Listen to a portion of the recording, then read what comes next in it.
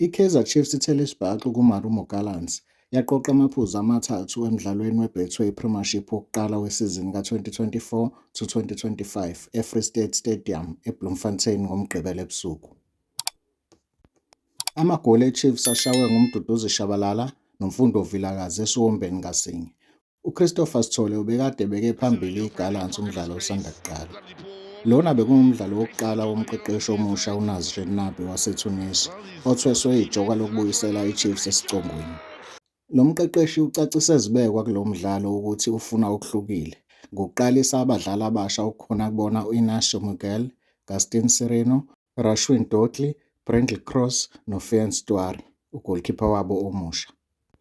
Akubuzwa ukuthi ibhola elidlalwe yiChiefs kulo mdlalo nokuqoqa amaphuzu amathathu emdlalweni wokuqala kumakhele ugazi kubalandeli uNabi okubhekwe likhulu kuyena kule sizini ka-2024-25. Amakhosi abekade agcina ngo-2019 ukuwina umdlalo wokuqala weligi, awuqale kahle umdlalo ehlasela ngomfutho oya phambili. Nokho kube yiwona alilande kuqala ibhola enethini ngesikhathi ishoti likaSithole lishaya kumdlali weChiefs lingena phakathi ngomzuzu wesishiyagalombili umdlalo uqalile. Emumva kwaleli goli, iChiefs iqhubekile nokuhlasela, kubhoke kakhulu uSireno obephaka amabhola ayingozi kubadlali baphambili beChiefs.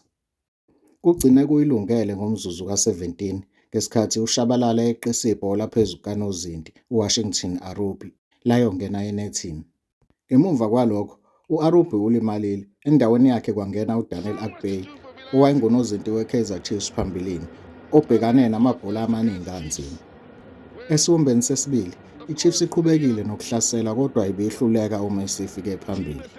Akukho okutheni obekuhlupha unozinti weChiefs uNtwara nakuba iGallants ibihlasela. Ngomzuzu ka-76, uJoseph Malongwane uthole ikhadi elibovu kulandela ukudlalisa kabi uWandile Duba eseyobhekana no-Akpeyi. Emuva kwemizuzu emine, uVilakazi ushayele iChiefs igoli lesibili ngemuva kwebhola ebeliginqwe nguWandile Duba kwesobunxele. AmaZulu avule ngesibhaxu ekhambeni emdlalweni wawo wokuqala wesizini ka-2024-25 ye-Betway Premiership eshaywa iPolokwane City e-Old Peter Mokaba Stadium ePolokwane ngoMgqibelo ebusuku. Igoli lamaZulu, okuyiwona abone ipali kuqala, lingqofelwe phakathi ngumdlali u-Eshiosia Ighodaro ngesiwombe sokuqala. Elokulinganisa lePolokwane lingqofelwe phakathi iStopa uBulelani Nikani ngomzuzu wokugcina wesiwombe sokuqala. uThabang Matoloti ushayele iRise and Shine elokuhola amaphuzu ngomzuzu wokugcina womdlalo. Okuqaphelekile esikimini samaZulu esiqale umdlalo ukuba sezintini kukaVeli Motho, ongukapteni wokuqina waleli qembu, ogxekwe kakhulu ngesonto eledlule eqenjini lesizwe iBafana Bafana, lapho khona engabanga nomdlalo ngesikhathi lakuleli libhekene ne-Uganda kokuhlungela i-Africa Cup of Nations.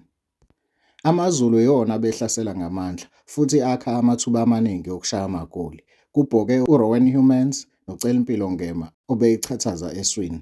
Ashaya inethi kuqala ngesikhathi u-Ighodaro engqofela phakathi igoli ngomzuzu ka-30 ngemuva kwebhola ebeligotshwe uRyan Hanamap obeqhamuka eshoshela ngasohlangothini lwesobunxele. Leli bekuyigoli lokuqala lika-Ighodaro obolekwe ngamaZulu kwiMamelodi Sundowns. iPolokwane iphumelele ukuthola igoli lokulingana ngomzuzu ka-45 ngemuva kwesikhathi esengezwe nguNompempe sekusele kancane ziye ekhefini. Ibhola ebeliyi-free kick likaCole Alexander abeyishaye ngokuchule ngakwesokudla ngaphandle kwebhokisi ihlangane nekhanda likaNikani walizwa ngendaba uMothwa kwaba ngu-1-1.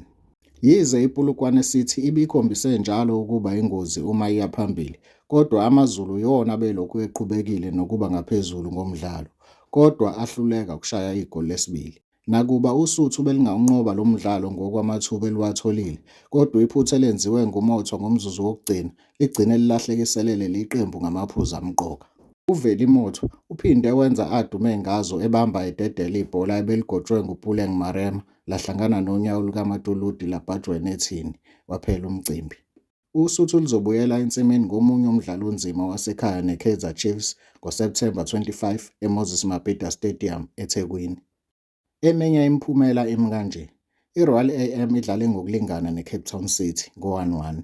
I-Orlando Pirates izibeke ethubeni lokudlulela esigabeni samaqoqo ishayela ekhaya iJwaneng Galaxy yaseBotswana emdlalweni womlenze wokuqala womzuliswano wesibili wokuhlungela amaqoqo eCAF Champions League ubudlalelwe eGaborone Stadium eGaborone ngoMgqibelo ntambama.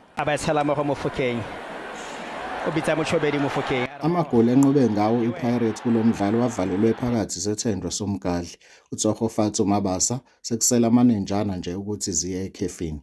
Elesibili libekwe enethini kuDion Hotto ngesiwombe sesibili.